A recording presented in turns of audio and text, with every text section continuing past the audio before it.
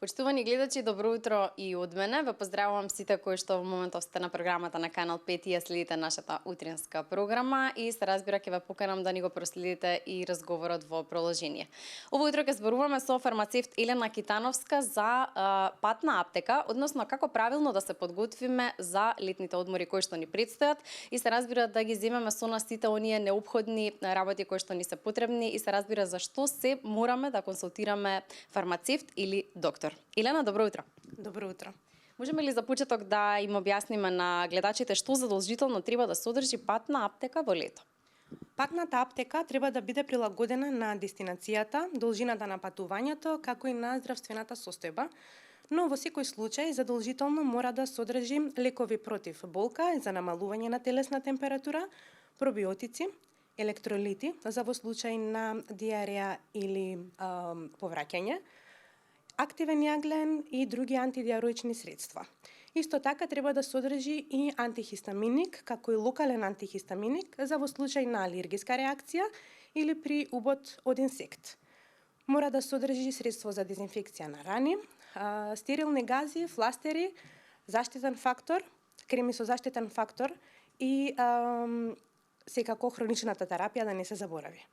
Чисто знаеме да си земеме антибиотик за секој случај, но кои се оние лекови кои што никако не смееме да ги земеме без консултација со лекар или ако не се дел од нашата редовна терапија?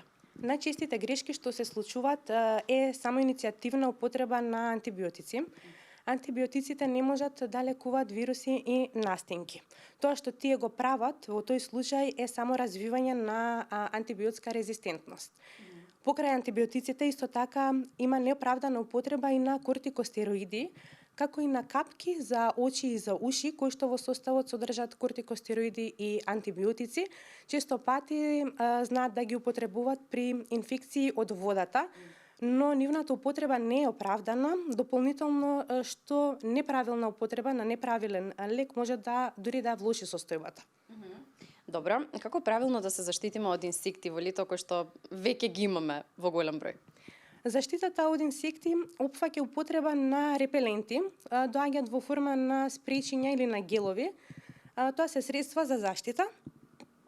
Истите треба да се нанесуваат на површините на телото кои што се изложени, кои што се отворени. Дополнително да се носи долга облека, лесна памучна, но долга, да ги покрива деловите од телото.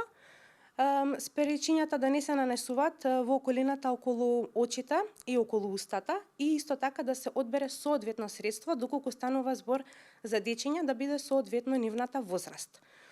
Доколку веќе настане убод од инсект, треба да се третира со антихистаминик, со локален антихистаминик и доколку се влоши состојбата, отежнато дишење или веќе поголем оток, во тој случај задолжително да се консултира здравствен работник.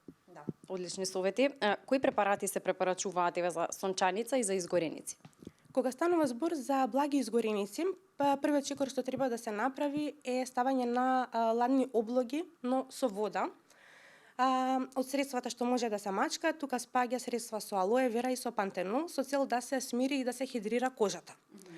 Кога станува збор за сончаници, треба веднаш да се тргнеме од изложеност на сонце, во ладна просторија да бидеме, ладни облоги на челото, под вратот и под пазувите. Дополнително многу да се земаат течности, електролити и да се избегнува понатамошно изложеност на сонце се додека не се смират симптомите. Доколку веќе станува збор за силни повраќања, изнемоштеност, главоболка, силна дехидратација, задолжително да се консултира здравствен работник. Да, едно прашање, бидејќи споменавме електролити и хидратација во овој период од годината, кои се советите на фармацевтите како да останеме хидрирани? Хидратацијата задолжително опфаќа конзумирање на голема количина на вода. Повеќето немаме навика да пиеме доволно вода и сметаме дека сокот и кафето ни ја заменува дневната потреба од вода, но тоа не е така. Кафето дури напротив е диуретик. Мора, кога зборуваме за течности, тука зборуваме најмногу за водата, доволна конзумација на вода во текот на денот 2-3 литри, особено сега во жешките периоди. и електролити да се земат, да не се земат одеднаш, да се пијат помалку во текот, да речеме на половина час, за да може да се обезбеди соодветна хидратација.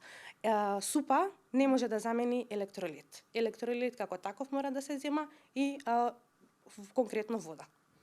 Добро, одлично. Да се вратиме малку на патната аптека. Како да ги чуваме лековите на високи температури? Има ли некоја посебна препорака која што вие давате? Лековите генерално треба да се чуваат на суво и ладно место. Тоа значи дека доколку патуваме со автомобил, никако да не ги чуваме во ГПК или на шал таблата каде што има поголеми температури и повисока изложеност на сонце. И уште едно прашање на самиот крај. Многу лица кои што се подготвуваат за патување, превентивно пијат апчиња против повраќање. Што велат фармацевтите за тоа? Постојат патувачки проблеми кои што се јавуваат нели со самиот дигестивен систем. Може да се јави патувачка диареја и лошење и повраќање.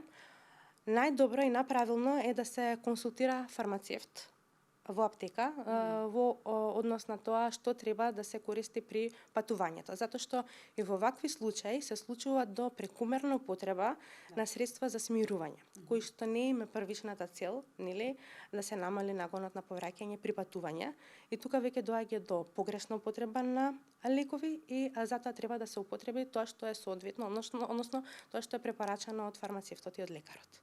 Одлично, Елена, благодарам многу за овој утрински разговор. Мислам дека доволно ги подготвивме сите оние кои што сакаат веќе да одат некаде на патување, да летуваат, што да подготват во својата патна аптека и да бидат подготвени и тие и сопствените деца да бидат како што треба.